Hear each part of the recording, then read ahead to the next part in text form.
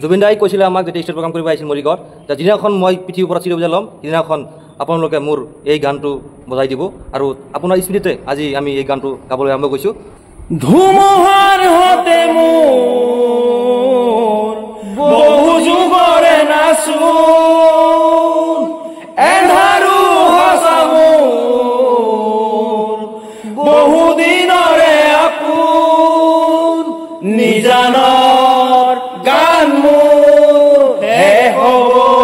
তোমাৰ বুকু মায়াবিনী ৰাতিৰ বুকু দেখা পালো তোমাৰ ছবি ধৰা দিলা গোপনে আহি ইয়াৰ কোন